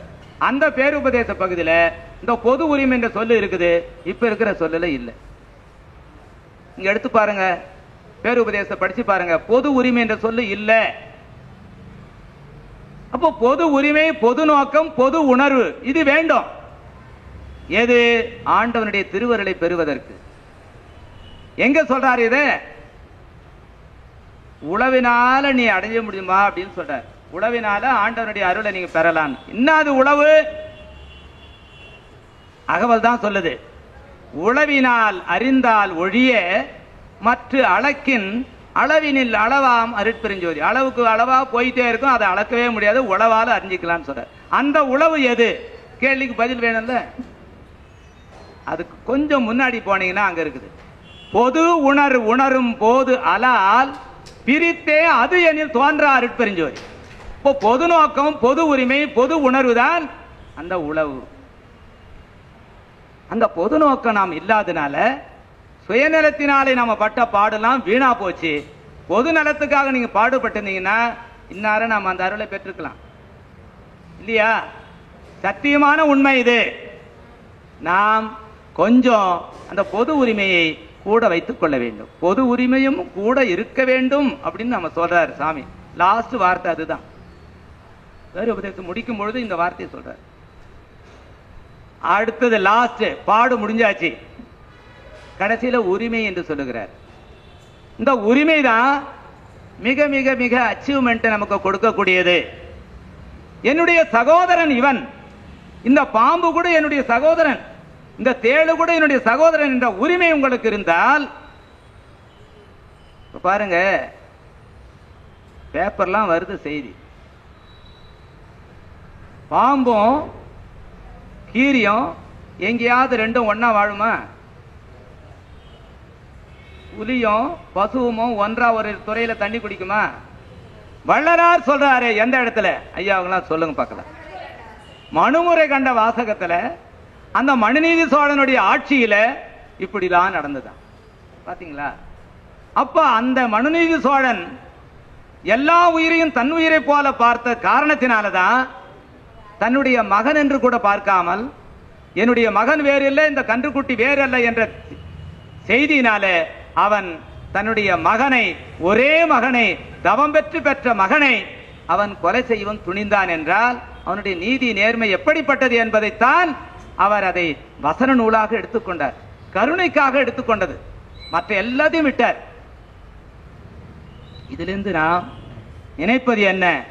உரிமை என்ற சொல் நாம் பாடுபடுறோம். எதுக்காக? மாசமான சம்பளம் கொடுக்கணும். நாம கடமையை செஞ்சிட்டோம். ரைட் என்னது? நம்முடைய ஊதியம். நாம செய்த வேலைக்கு நமக்கு ரைட் கேட்கிறோம். 1ஆம் தேதி சம்பளம் கொடுக்கலன்னா கலாட்டா பண்றோம். இது போலதான் நாம் இந்த உரிமை என்பது என்ன என்று சன்மார்க்கிகளாக நாம் புரிந்து கொள்ள வேண்டும். ஆண்டவனிடம் காட்டுகின்ற அன்பு, அடுத்ததாக என்ன சொல்றாரு, ஜீவரிடத்தும் காட்ட வேண்டிய தயவு. இந்த ரெண்ட சொல்லும் பொழுது இது பர உபகாரம், இது சத் விசாரம்.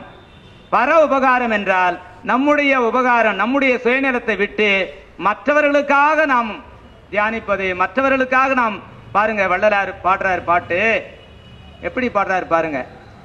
அருளானான் வேண்டுதல் கேட்டு அருள் புரிதல் வேண்டும்,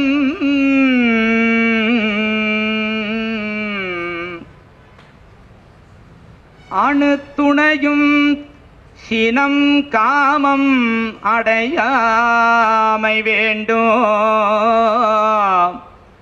அணுத்துணையும் சினம் காமம் அடையாமை வேண்டும், மருளாய உலகம் எல்லாம் மருள் நீங்கி ஞானமன்றிடத்தே வள்ளல் உனை வாழ்த்தியிடல் வேண்டும், இருளாமை உறல் வேண்டும், என்னை அடுத்தார் சுகம் வாய்ந்திடல் வேண்டும், என்னை அடுத்தார் சுகம் வாய்ந்திடல் வேண்டும். அதோட நித்தனை பரவாயில்ல. எவ்வுயிரும் இன்படைதல் வேண்டும். இதான் ஆன்மநேய ஒருமைப்பாட்டு உரிமை. எவ்வுயிரும் இன்பம் அடைதல் வேண்டும். இந்த மனித மக்கள் என் கூட இருக்கிற சொந்தக்காரு, என்னுடைய ஊருக்காரு அப்படின்னு பார்க்காம உலகத்தில் இருக்கிற எல்லா தேசத்தில் இருக்கிற அனைத்து மக்களையும் ஒருமையாக பார்த்தல், கடவுளால் படைக்கப்பட்ட 7 வகை பிறப்பிலே இருக்கின்ற அத்தனை ஜீவராசிகளையும் தன் உயிராக பார்த்தல், அந்த உயிருள்ளே விளங்குகின்ற கடவுளை பார்த்தல், இதுதான் பெரிய விஷயம். அது உள்ளேயும் கடவுள் இருக்கிறான்னு சொன்னா ஒருத்தன் கொலை செய்ய பயம் வரும், செய்யவே மாட்டான். அது உள்ள இருக்கிறது. உயிருள் யாம், உயிருக்குள்ள நான் இருக்கிறேன். எம்முள் உயிர், என் உடம்புக்குள்ள என் உயிருக்குள்ள எல்லா உயிரும் என் உயிருக்குள்ள இருக்குது. நான் எல்லா உயிரிலும் இருக்கிறேன். அகவல் தானே சொல்லுது, உயிருள் யாம் எம்முள் உயிர் இவை உணர்ந்தே உயிர் நலம் பரவுக, உயிர் நலம் பரவுக. இந்த ஒன்று போதாத நமக்கு? இதை காண்பதற்கு, இதை நடத்துவதற்கு நமக்கு ஏன் பயம் வருது? நான் இருக்கப்பட்டவனா கொட்டி கொட்டி அளக்கிறதுன்னு சொல்றீங்க. அப்படி சொல்லவே இல்லையே வள்ளல் பெருமான். உன்னுடைய சக்தி எவ்வளவோ அந்த சக்தியின் அளவுக்கு நீ உபகரிச்சா போதும். இன்றையிலிருந்து மனசுல வச்சுங்க, எவ்வளவு சம்பாதித்தாலும் பரவாயில்லை, ஒரு சம்பாதனையில ஒரு பகுதியை எடுத்து நீங்க கண்டிப்பா எடுத்து வச்சிருங்க. அதை எடுக்கவே கூடாது, மற்றவர்களுக்கு தான் அது. மற்ற சகோதரர்களுக்கும் மற்ற உயிர்களுக்குமாகவே அந்த சம்பாதித்துல ஒரு பகுதியை நீங்க அப்படி செய்ய வேண்டும். அந்த காலத்தில் நடந்ததுங்க. 6 ஒரு பாகம் வச்சான். யார் யாரு 6 சொல்லுங்க? தென்புலத்தார், செத்து போனவங்களுக்கு ஒரு பகுதி. நீ உன்னுடைய சம்பாதனையில சொல்லுது. ஒண்ணு ஒண்ணா சொல்லிட்டு வராங்க, அதெல்லாம் சொல்ல நேரம் இல்லை. கடைசியில சொல்ல தான் 6 ஒரு பாகம் தான் உனக்கு. நீ சம்பாதிக்கிற சம்பாதில 6 ஒரு பாகம் தான் உனக்கு, மீதி 5 பரோபகாரத்துக்கு. நாம எப்படி இருக்கிறோம்? 6க்கும் மேல இன்னும் எங்கன்னா கடன் வாங்கி கூட சாப்பிடும். பக்கத்து வீட்டுல டிவி இருக்குதே, நம்ம வீட்டுல இல்லையே, இது எப்படியாவது பண்ணணும்னு கணவனை நச்சரித்தாவது அவனை ஒழுக்கத்தை மீறி செயலாக லஞ்சம் வாங்க வச்சு கைவிட்டு வாங்க வச்சு அதை நிறைவேற்றிப்போம். அந்த எண்ணங்களை நமக்கு வேண்டாம். நாம் அனைவரும் இறைவனுடைய அடிமைகள். அந்த அடிமைகளாக இருந்து தொண்டு செய்வதற்கு நீங்க தொண்டு செய்யணுமே தவிர நீங்க என்ன பண்ணணும், பலனையே கருதக்கூடாது. கீதை என்ன சொல்றது? வள்ளலார் சொல்றார். எப்படி சொல்றாரு? தொண்டு செய்யாதவன் கையில நான் சாப்பிட மாட்டேன்றார். தொண்டுராதவர் கை சோற்றினை விரும்பேன். இந்த மாதிரிலாம் ஒரு சன்மார்க்கி நம்முடைய வாழ்க்கை எப்படி அமைத்துக் கொள்ள வேண்டும் என்று படிநிலையாக ஸ்டெப் பை ஸ்டெப்பாக நமக்கு கொடுத்திருக்கிறார். இவைகளெல்லாம் நாம் மேலோட்டமாக படிச்சுட்டு போயிடுறோம். எத்தனை மாத பத்திரிகை வருது? நாம கூட இப்ப ஒரு மாத பத்திரிகை போட்டிருக்கோம், உங்களுக்கு கொடுக்க போறோம். ஆனால் அந்த புத்தகங்களை இப்படி இருந்தா எப்படி, எவ்வளவு சிரமப்பட்டு அந்த பத்திரிகையை வெளியிடுறாங்க, என்னதான் எழுதியிருக்குன்னு படிச்சு அதை அடுத்தவங்களுக்கு கொடுத்து இந்த கருத்து இப்படி எழுதியிருக்கிறாரு, இது சரியா இருக்கா பாருங்க. ஒரு விசாரணை, ஒரு சத்திச்சாரம் பண்ணது உண்டா? ஆனா அந்த ஆளு எதுனா எழுதியிருப்பான். இப்படி நமக்குள்ளவே ஒரு பேதமும் நமக்குள்ளே ஒரு விகற்பமும் இருந்தா எப்படி? அதனால்தான் அன்போடு உங்களுக்கு நான் கேட்டுக்கொள்கிறேன், சுத்த சன்மார்க்கம் என்ற தன்னுடைய மார்க்கத்திற்கு லட்சியம் எது என்றால், என்னுடைய சன்மார்க்க மரபுக்கு, என்னுடைய சன்மார்க்க சுத்த சன்மார்க்கு எது லட்சியம் என்றால் வேறு எதுவும் லட்சியம் இல்லை. நீங்கள் காட்ட வேண்டிய ஆன்ம நேய ஒருமைப்பாட்டு உரிமைதான் சுத்த சன்மார்க்கத்தின் லட்சியம். பிள்ளை பெருமான போய் கேட்கிறாங்க, சுவாமி சமயங்களிலே கடவுள் ஒருத்தரு அவருக்கு அவதாரம் பலன்னு சொல்றாங்களே, சுத்த சன்மார்க்கம் உங்களுடைய மார்க்கத்தில் அப்படி ஏதாவது இருக்குதா? கடவுள் ஒத்தராகவும் பலவாக இருக்கிறாரா? இருக்குதே அப்படின்னு சொல்றார். என்ன, கடவுள் என்பவர் ஒரே ஒருத்தர் தான், கடவுள் ஏகம். ஆனால் அந்த கடவுளினுடைய அருளை பெற்றவர்கள் அநேகம். ஏனென்றால் கடவுள் அருளை பெற்றவர்கள் கடவுள் செயலை செய்வார்கள், கடவுள் அனுபவமா இருக்கும், அவர்கள் கடவுள் அவருடைய அறிவு கடவுள் அறிவாக இருக்கும். ஜீவகான ஒழுக்கத்தில் பேரின்ப லாபத்தை பெற்றவருடைய பெருமையில இதை தெளிவா சொல்ற. கடவுள் மாதிரி தான் இருப்பாங்க, ஆனா அவங்க என்னன்னு சொல்லக்கூடாது, கடவுள் சொல்லக்கூடாது. அதனால்தான் கடவுள் மயம் ஆவார்கள் இல்ல, கடவுள் நிலை அறிந்து அம்மயமாத அருள்மயமாத. அருளே நம்மியல், அருளே நம்முரு, அருளே நாம், அருளே நம்மினம், அருளே நம் குலம் சொன்னாங்க. அருளே நம் முடி, அருளே நம் நடு, அருளே நம் அடின்னாங்க. அருள் வசமாக தான். அதனால்தான் நாம் எல்லோரும் எப்படிப்பட்டவர் தெரியுமா? சிற்றத்தி வடிவங்கள். வள்ளலார் சொல்றார், எல்லா ஆன்மாக்களும் சிற்றத்தியாகிய அருளில் வடிவங்கள் சொல்றாரு. இப்ப அருள்மயமாதலை தான் கடவுள் நிலை அறிந்து அம்மயமாதல் சொன்னாங்க. அடுத்து சாகா கல்வியா? சாகா கல்வி என்பது என்ன? அதுதான் பாருங்க, இறப்பொழிக்கும் சன்மார்க்கம் என்பது சன்மார்க்கத்தினுடைய குறிக்கோள். சன்மார்க்கம் சன்மார்க்கம் பேசுறோம், நம்முடைய மூதாதையர்கள் பெரிய பெரிய சான்றோர்கள் எல்லாம் எதை தழுவி இருக்கிறார்கள்? வெக்கம் எல்லாம் சொல்லுங்க, மரணத்தை தழுவி விட்டார்கள். ஏன் நம்ம கூச்சப்படணும்? ஆனால் அவர்கள் மீண்டும் இறைவனுடைய திருவருள் வல்லபத்தால் எழுந்து வரப்போறாங்க. சத்திய நம்பிக்கையாவது வச்சுக்கணும், சத்திய நம்பிக்கை வைங்க. இறந்தவர்கள் திரும்பவும் எழுந்து நம்மோடு இருக்க பார்ப்போம் என்கின்ற முழு நம்பிக்கையினர் 100% உங்களுக்கு அந்த நம்பிக்கை இருக்கணும். அதனால நம்முடைய சகோதர மூதாதையர்கள் இறந்து போனாலும் அவர்கள் ஆண்டவன் திருவருளாலே மீண்டும் எழுப்பப்படுவார்கள். பல மடங்கு சக்தியோடு அவர்கள் இந்த சுத்த சன்மார்க்கத்தை கடைபிடித்து இறைவனுடைய அருளை பெற்று அவர்கள் மரணமில்லா பெருவாழில் வாழ்வார்கள். என்ன தாயுமானவர்கள் அப்படி சொன்னார் இல்லையா சாமி? தாயுமானவர் என்ன சொன்னாரு? ஒருவாறு அவரை மத சன்மார்க்கம் என்று சொல்லலாம்.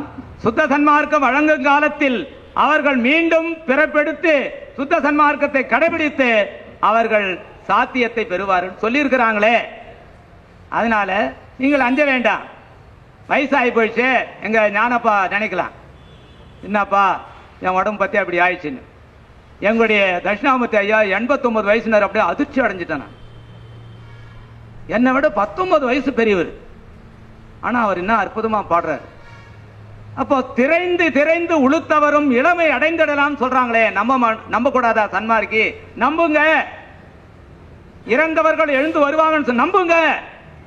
மற்ற சமயங்களிலே இருக்கிற வேதங்கள் இருக்கிற ஒரு வார்த்தையை கூட அவன் வந்து நம்பாம இருப்பானா? நம்பாம இருந்தா அவனுக்கு மரண தண்டனை கொடுத்துருவான். நாம நம்முடைய பெருமானுடைய சமரச வேதத்தை அப்படி ஏதாவது உள்ள அர்த்தத்தில் சொல்லி இருக்கலாம். அவரு உள்ள அர்த்தத்தில் சொல்லி இருக்கலாமா? என்ன சொல்றாரு சாமி? நான் பாடுகின்ற பாடெல்லாம் பொது பாட்டு, நான் பாடுகின்ற பாட்டெல்லாம் அகங்கவிய பாடவில்லை, புறங்கவிய பாடுகின்றேன்னு சொல்றாரு சாமி. உங்களுடைய அறிவுக்கு புலப்படுவதற்காக வெட்ட வெளிச்சமா பாடுறேன்னு சொல்லியிருக்கிறாரு. அப்புறம் கூடவா உங்களுக்கு சந்தேகம்? அவரு செத்தவர் சொல்றது அது இல்ல அப்படின்னு ஏன் வியாக்கியானம் பண்றீங்க? செத்தவர் எல்லாம் சிரித்து ஆங்கு எழுதுறல் அத்தகை காட்டி அருட்பெருஞ்சோதின்னு சொல்றாங்களே, நம்ப மாட்டீங்களா? நம்ப கூடாதா? வள்ளற் பெருமானுக்கு அந்த சக்தி இல்லையா? செத்தவர் எழுகன எழுந்துக அப்படின்னு சொன்ன உடனே, நினைச்ச உடனே அவங்க எழுந்து வருவாங்கன்னு பாடல் சொல்லுதே. என்னமா பாட்டு? செத்தவர் எல்லாம் சிரித்து ஆங்கு எழுதுறல் அத்தகை காட்டி அருட்பெருஞ்சோதி சொன்னாங்க. இறந்தவர் எழுக என்று எண்ணி ஆங்கு எழுப்பிட, மனசில் நினைச்சாவே எழுந்துப்பாங்கன்னு சொல்றாரு. நம்ப மாட்டீங்களா? இவைகளெல்லாம் நம்ப வேண்டும். கண்மூடி நம்பிக்கை என்று நீங்கள் கொள்ளாதீர்கள். சத்தியவான் வார்த்தை இது, தான் உரைத்தேன் கண்டாயின் சாமி சொல்லியிருக்கிறாங்க. என்னுடைய வார்த்தைகள் எதுவும் பொய் வார்த்தை கிடையாது. அதனால தான் அந்த இறைவனுக்கு பாட்டதை பாடினேன். வெல்லுகின்ற வார்த்தையன்றி வெறும் வார்த்தை என் வாய் விளம்பாது என்பதை உங்களுக்கு நினைவுபடுத்துகிறேன். ஆதலாலே இறப்பொழிக்கும் சன்மார்க்கம் என்பது சன்மார்க்கத்தினுடைய குறிக்கோளை நாம் அடைய வேண்டும் என்பதற்காக வள்ளலார் சொல்றார், என் மார்க்கம் இறப்பை நீக்குவதற்கான மார்க்கம் என்று சொன்னார். அடுத்ததாக கடைசியில் என்போல் உலகம் பெறுதல் வேண்டுவனே. பாருங்க, வள்ளற் பெருமானுக்கு அந்த தயவு மேலிட்டு இருந்ததுக்கு என்ன அர்த்தம்னா, வள்ளற் பெருமான் இறைவனை என்னென்ன வேண்டி வேண்டி கேட்டாரோ அதெல்லாம் அப்படியே கொடுக்கிறார். எங்க சொல்லுது அது? அருட்பெருஞ்சோதி அகவல்ல தந்தையே தந்தையே என்ற இடத்துல மொத்தத்தையும் சொல்லிட்டார். என்னென்ன இறைவன் கொடுத்தாலும் மொத்தத்தையும் சொல்லிட்டார். இப்போ இவ்வளவு கொடுத்த பிறகும் வள்ளற் பெருமான் ஒரு மூலையில போய் அழுதுகிட்டு இருந்தா ஆண்டவன் கேட்க மாட்டாரா? இங்க வா ராமலிங்க, இங்க வா, முத்தேக சித்தி வேணும்னு சொன்ன, கொடுத்துட்டேன். நீங்க செய்யற தொழிலை என்னாண்ட கொடுங்க, நான் தான் செய்ய போறேன்னு 5 தொழிலையும் கொடுத்துட்டேன். இந்த உலகத்தில் இருக்கிற எல்லா அண்ட பிண்டங்களையும் நான் பார்க்கணும்னு சொன்ன, பார்க்கறதுக்கு நான் கண்ணை கொடுத்துட்டேன். அந்த செயலை உனக்கு நடத்தியாச்சு. அடுத்து உலகத்தில் இருக்கிற எல்லா உயிர்களும் இன்புற்று வாழ வேண்டும் கேட்ட, அந்த நினைப்ப நீயே செய்ய அப்படின்னு சொல்லிட்டு உனக்கே அந்த சுதந்திரம் கொடுத்திருக்கிறேன் சொல்றாரு. நீ நினைத்த நன்மையெல்லாம் யாம் அறிந்தோம், நினையே நேர்காண வந்தனம் அப்படின்னு ஒரு பாட்டில் சொல்லிட்டு, மண்ணுயிரெல்லாம் மிகவும் கழித்திட நினைத்தனை மகனே உந்தன் மன நினைப்பின் படிக்கே அன்பனி பெருக உலவாது நீடூழி விளையாடுக அருட்சோதியாம் ஆட்சி தந்தோம் உன்னை கைவிடோம் ஆணை நம்ம ஆணை. என் மேல ஆணையா சொல்றேன் சொல்றாங்களே. இவ்வளவு விஷயங்களையும் சொன்ன வள்ளற் பெருமானுடைய வார்த்தைகளை நம்ம நம்ப மறுக்கலாமா? இது தகுமா? இது முறையா? இது தர்மம் தானா? வேற வாக்கியம் உள்ள அர்த்தம் சொல்றாரு இவரு. புறங்கவியை சொல்றாரு வள்ளலாரு. இல்ல இது அகங்கவிய பாடனது, அகங்கவிய சொன்ன விளக்குன்னு சொல்லாதீங்க. தயவு செஞ்சு வள்ளலாருடைய வார்த்தைகளை சில இடங்கள்ல நீங்க வியாதிக்க வேணாம் சொல்றாங்க பாருங்க. இது விவாதம் பண்ணாமல் வைக்க, தூற்றாமல் வைக்க அப்படின்னு சொல்றார். இதுல நீங்க எந்த விவாதம் பண்ணக்கூடாது. அதனாலே ஆன்மநேய ஒருமைப்பாட்டுரிமையில் லட்சியம் கடவுள் நிலையிருந்து அம்மயமாகி சாகா நிலையை பெற்று இந்த நிலை இந்த உலகத்தில் இருக்கிற எல்லா ஜீவர்களும் பெற வேண்டும். அன்னைக்கு ரொம்ப அருமையா ஒருத்தர் சொன்னாரு. யார் சொன்னா தெரியுமா? புதுச்சேரியில் தான் சொன்னார் நினைக்கிறேன். நம்முடைய வெற்றிவேல் டாக்டர் பொதுச் செயலாளர். ஏங்க வள்ளற் பெருமான் மனித உயிரை மட்டுமா சன்மார்க்க சங்கத்தில் சேர்க்கணும் சொன்னாரு? எவ்வுயிரையும் சன்மார்க்க சங்கம் தன்னை அடைய செய்வித்தே என் மார்க்கம் காண்பேன் இனின்னு சொல்லியிருக்கிறாரு. மனிதர் நான் சொன்னாரு எவ்வுயிரையும் சன்மார்க்க சங்கம். அப்ப எல்லாருக்கும் சங்கத்தில் சேர்றதுக்கு பாம்புக்கு மீனுக்கு பூச்சிக்கு தேளுக்கு எல்லாம் சன்மார்க்க அடையாள அட்டை கொடுத்தாச்சு அப்படின்னு சொன்னார் பாருங்க. ஒரே கைத்தட்டல். அவருடைய வார்த்தை அப்படித்தானங்க இருக்குது. மற்ற உயிர்கள் எல்லாம் சாக பிறந்தது, மனித ஒண்ணிதான் இரவா நிலை பெறலான்னு ஜீவகான ஒழுக்கத்தை சொல்றாரு. ஆனா இவருடைய கருணை மேலிட்டு என்ன சொல்றாரு? எவ்வுயிரையும் சன்மார்க்க சங்கம் தன்னை அடைய செய்வித்தே என் மார்க்கம் காண்பேன் இனி வருங்காலத்தில் அதை செய்வேன் சொல்றாருல்ல. இப்ப என்ன அர்த்தம்? அவருடைய கருணை ஓர் அறிவு தாவரம் கூட மனித தேகம் பெற்று இரவா நிலை அடையணும் அவன் விருப்பம். என்று கூறி இந்த 4 நிலைக்கும் மேலாக எல்லாவற்றுக்கும் லட்சியமாக எது இருக்க வேண்டும்? ஆன்மநேய ஒருமைப்பாட்டு உரிமை இருக்க வேண்டும் என்று அன்போடு உங்களுடைய திருத்தாள் வழங்கி கேட்டுக்கொண்டு அன்புடன் விடைபெறுகின்றேன். இந்த நேரம் வரைக்கும் நீங்கள் ஓவியம் போல் ஓவியம் வரைஞ்சி வச்சிருந்தா எப்படி அப்படியே இருக்கும், அந்த மாதிரி அமைதி காத்து இதை கேட்டதற்காக உங்களுக்கு மீண்டும் என்னுடைய பணிவான வந்தனத்தை தெரிவித்து விடைபெற்றுக் கொள்கிறேன். வந்தனம்.